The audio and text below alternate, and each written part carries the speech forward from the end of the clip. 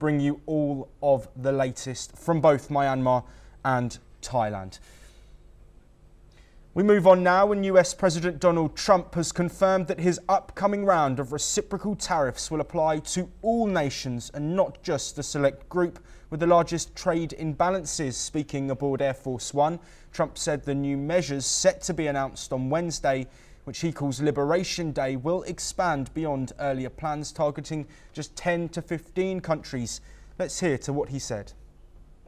Look at trade with Asia, and I wouldn't say anybody is treated as fairly or nicely.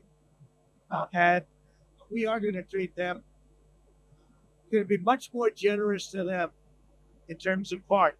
I'd be much more generous than. The president has already imposed tariffs on aluminium, steel and automobiles, along with increased duties on Chinese imports. His administration argues that these tariffs protect American industries and serve as leverage for better trade agreements. However, world leaders have been quick to respond. Canadian Prime Minister Mark Carney said Canada will need to dramatically reduce our reliance on the United States. We will need to pivot our trade relationships elsewhere. Meanwhile, German Chancellor Olaf Scholz warned that the European Union will respond to the United States custom policy. Meanwhile, Mexican President Claudia Sheinbaum took a more diplomatic approach, saying we are working with the US government to strengthen the US-Mexico-Canada trade. Critics warn that Trump's aggressive tariff strategy risks escalating trade tensions and harming the global economy. Markets have reacted with concern over the possibility of a prolonged trade war, raising fears of a US recession. White House economic advisor Kevin Hassett had previously suggested the focus would be on nations with the worst trade imbalances, though Trump now insists the tariffs will be broader in scope. While details of the new measures remain unclear, Trump has hinted that some tariffs could be adjusted to match foreign duties on US exports. As the world waits for Wednesday's announcement, business and global markets are bracing for the impact of Trump's latest trade move. Well, joining us to discuss these latest developments and the impending trade looming, the trade war that might be looming, is Krasen Stanchev, Professor of Economics at the Sofia University in Bulgaria, of course, joining us from Sofia. Krasen, thank you very much for being here. My first question to you has to look at why Trump is doing this. He says it's going to strengthen American business and the American economy, but experts are saying otherwise. What's in Trump's thinking, do you think, in this process as he sees these tariffs playing out in the markets? Thanks for having me, and please allow me first to express my condolences to all those who suffered from the events you just commented with your other guests. As to the so-called upgraded initiative of Trump, it's hard to understand what is in the president's brain. But we know from the past, including the first mandate of President Trump, that the initiatives then to impose tariffs on some Chinese and some European products and some Canadian did not work. Actually, the trade globally did not suffer much. For a year, it was a reduction of the global trade by, say, 1.5% of the total volume. What is new now is this whatever cutting everyone with high tariffs, which are really high. They're 5 times above the level of what is typically accepted by the WTO. It violates the agreements within the WTO framework, especially the period of negotiation and that sort of stuff required by those rules. What is important also to realize is that whatever the plan, it won't work because it will hurt first, the American economy. If we take only Canada imports more from the United States than the countries or businesses from United Kingdom, Germany, France, Japan, and Italy combined.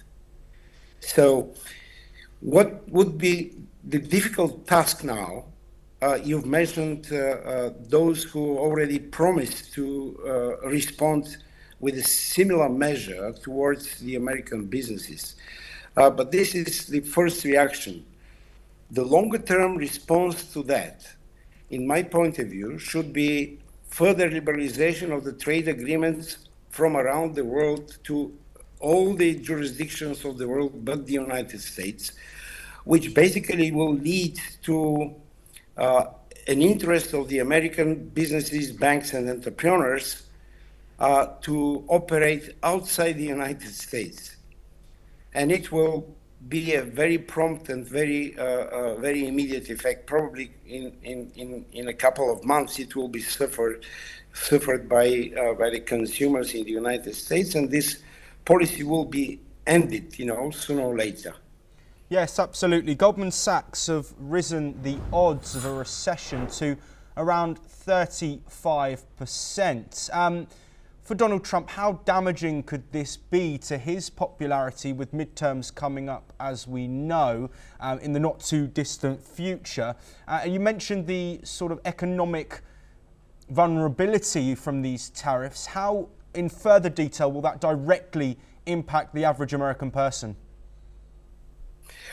I don't know. I mean, there were studies by the European automotive associations which basically mentioned that roughly 50% of the spare parts used in the top three cars, automotive vehicles and lorries in the United States are produced outside the United States, including European Union, including Mexico, including South America, including Canada. Probably they have, something on the stock out there, but sooner or later, these supplies will end, and the replacement by national suppliers will be very difficult because of the costs. Because people of the United States trade with the world because of one very simple reason: the cost of the supplies to the United States industries from abroad is much cheaper than the cost of supplies if they would be produced on the American soil. Yes, Preston. This is probably not true for agriculture, but for everything else as well. Yes.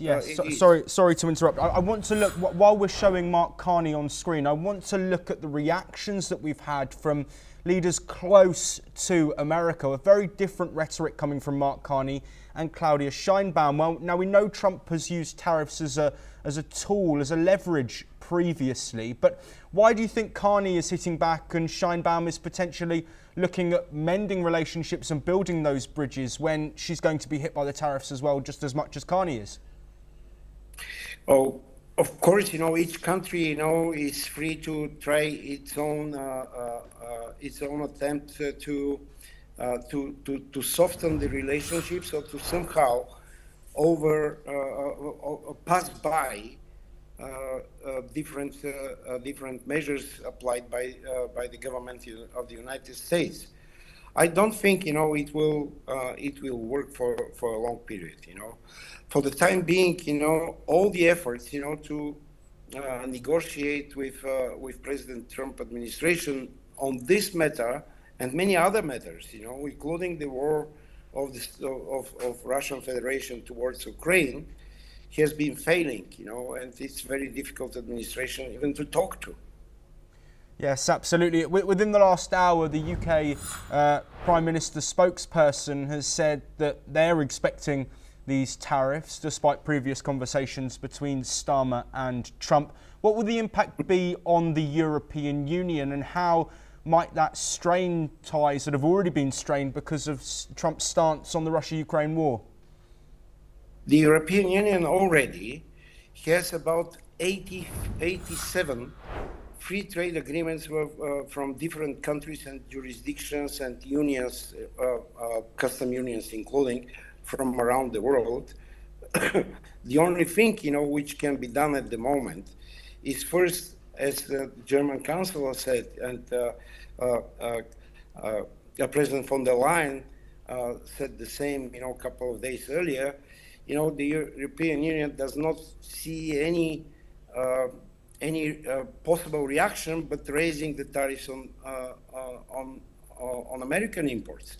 But the next step, as I said, should be that the European Union reduces not only the tariffs but the non-tariff barriers to other countries and jurisdictions in order to facilitate supplies and trade with the European Union itself, and second, provide for larger economic opportunities even for businesses and banks, financial markets from America. Yes, Krasen, to bring an end to this extremely insightful discussion, I want to talk about China. Of course, we know that the US and China are key trading partners, but with these tariffs, do you think there's a gap that China could fill in terms of global trade?